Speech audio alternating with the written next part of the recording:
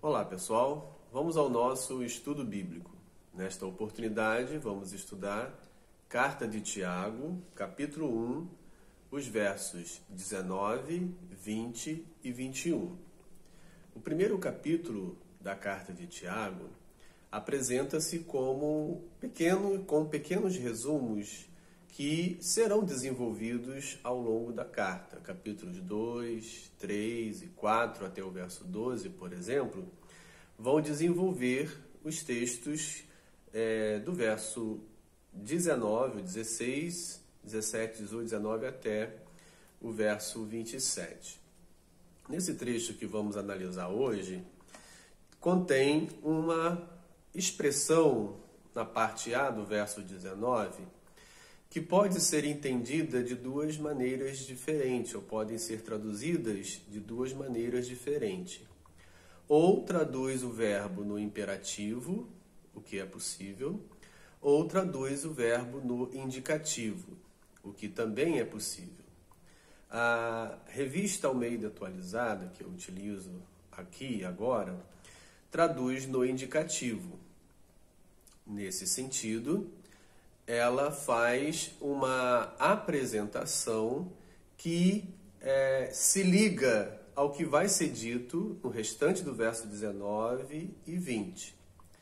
Se traduzido fosse para no imperativo, seria então uma expressão isolada que poderia concluir o que foi dito antes, ou seja, diante do que eu disse, sejam sábios, ou uma introdução ao que vai ser dito adiante. Sede sábios e façam isso, isso e isso. Eu vou ler como está na revista Almeida Atualizada, no indicativo. Assim, fazendo parte dos versos 20 e 21. Sabeis estas coisas, ou seja, vós sabeis estas coisas, meus amados irmãos. Uma expressão, meus amados irmãos, da oratória, do discurso oral, que é trazido para o texto para dar mais vivacidade e para aproximar mais aquele que escreve dos seus leitores ouvintes. Todo homem, aí vem então, vocês são sábios, então vocês precisam considerar o que vai ser dito. A sabedoria, vocês são sábios, e a sabedoria não se manifesta no falar muito, no falar o tempo todo, no viver para falar ou em torno do falar. A sabedoria, e aí temos aqui uma expressão, uma manifestação cultural oriental, em que a sabedoria, o sábio, se manifesta, se apresenta, escutando, é aquele que mais escuta. No Ocidente, nós encontramos já uma característica cultural em que o sábio é aquele que mais fala, é aquele que tem o que falar, aquele que constantemente ensina e tem opiniões sobre todas as coisas. Então, são características diferentes, culturais, do Oriente e do Ocidente. O texto de Tiago está aqui influenciado pela característica oriental, em que o sábio não é aquele que fala o tempo todo, mas sim aquele que escuta o tempo todo. Então ele diz: todo homem, pois, seja pronto para ouvir, tardio para falar, tardio para se irar. Então, 3 observações. Primeiro, ouça. Seja pronto para ouvir. Ouça mais. Escute mais a palavra de Deus. Escute mais os sábios, os experientes, as pessoas mais vividas, com maior informação experimentada. Ou seja, ouça mais. Primeira observação. Precisamos ouvir mais do que falar. Aí ele diz a segunda observação. Tardio para falar, ou seja, demore, pense, reflita, não fale de imediato, demore um pouco mais para falar, escuta mais. E a terceira observação está ligada com a segunda. E demore para se irar, seja tardio para se irar. E essa ira, muitas vezes, se manifesta na fala, quando falamos. Então, se eu sou tardio no falar, se eu sou demorado no falar, no sentido de que reflito, penso, então isso vai influenciar a minha manifestação de raiva, de ira. E é interessante observar que a palavra grega aqui é orgém, traduzida para ira, e não tem o sentido positivo. O sentido aqui de orgém é negativo. Por que isso é importante?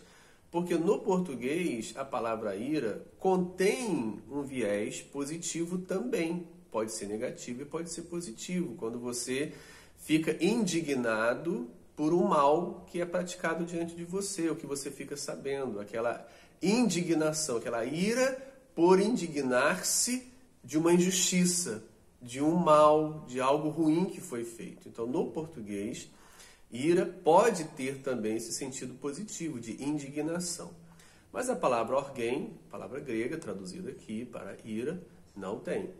É o sentido negativo sempre. Então, por isso ele diz, não se ire, demore, pense, reflita.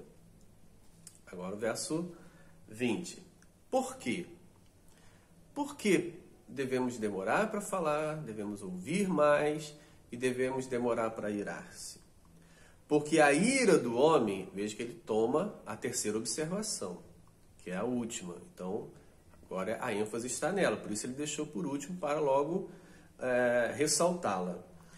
Porque a ira do homem não produz a justiça de Deus.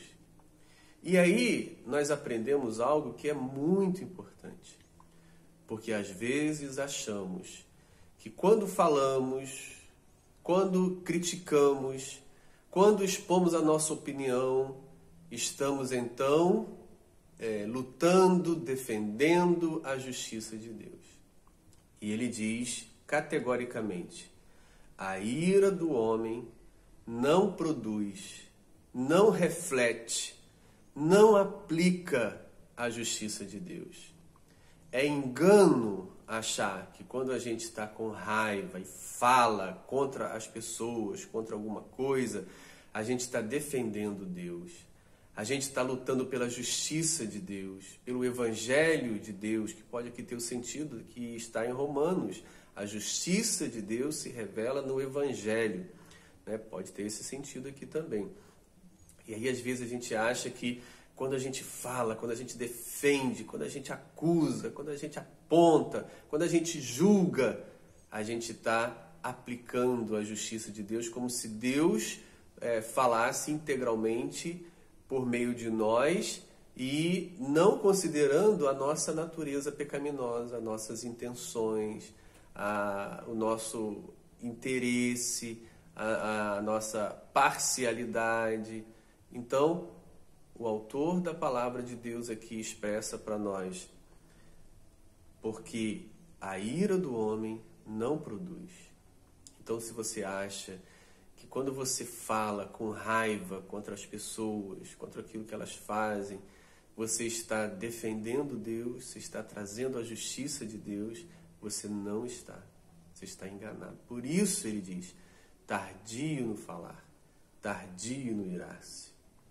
Diante disso, verso 21, despojai-vos, despojando-vos de toda a impureza que vem na fala, que vem na ira, e acúmulo de maldade que vem na fala, que vem na ira.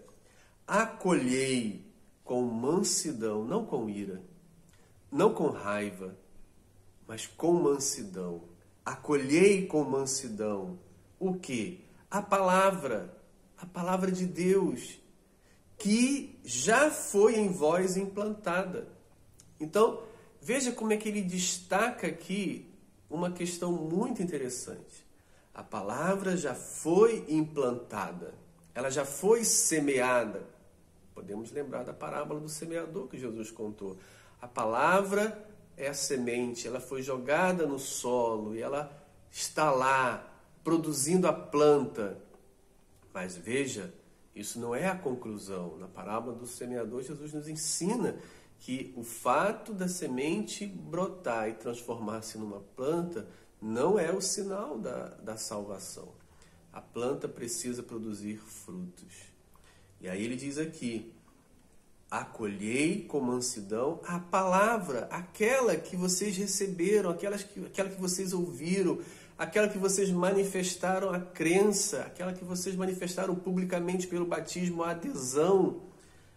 Essa que foi implantada no coração de vocês, acolhei ela com mansidão. Acolhei com mansidão esta palavra. Por quê? Porque ela é poderosa para salvar as vossas almas.